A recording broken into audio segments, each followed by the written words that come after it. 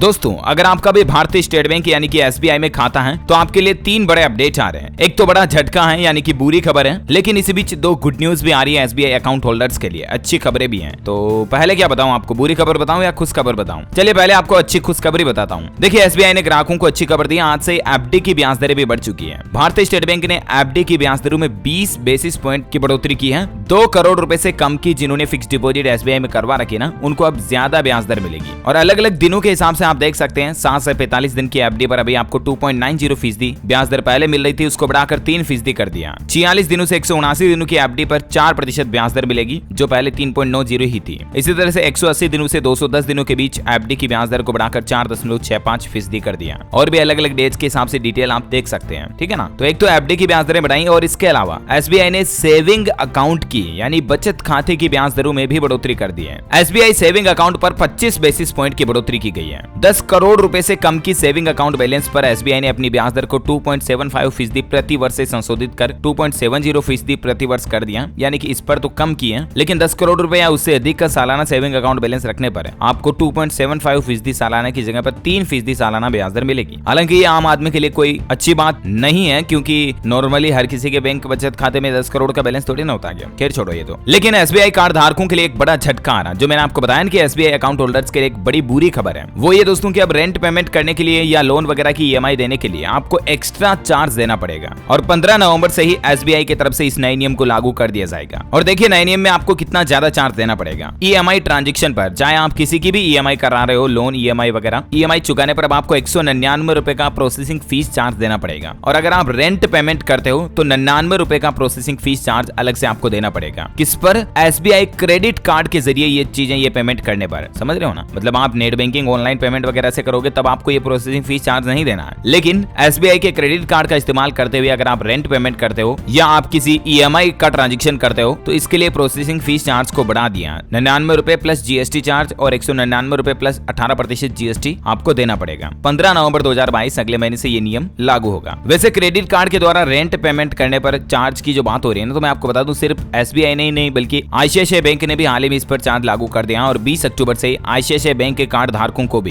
Credit card के जरिए किराए का भुगतान करने पर 1% शुल्क का भुगतान करना होगा। 20 अक्टूबर से ही आईसीआईसीआई कार्ड धारकों के लिए भी ये नया नियम लागू होने जा रहा। क्या दोस्तों आप भी क्रेडिट कार्ड का इस्तेमाल करते हो या नहीं, मुझे नीचे कमेंट करके बताइएगा। और भी इसी तरह की काम की जानकारियां, बैंकिंग न्यूज अपडेट देखते रहने के लिए हमारे चैनल डीएलएस न्यूज को सब्सक्राइब करके बेल आइकन दबा दीजिए। इस वीडियो को लाइक और शेयर भी जरूर करना। और भी आपके मन में कोई सवाल जवाब है तो कमेंट करके पूछ सकते हैं। ओके, मिलेंगे अगले नेक्स्ट अपडेट में, तब तक के लिए thank you, take care, good bye, जय हिंद, जय भारत।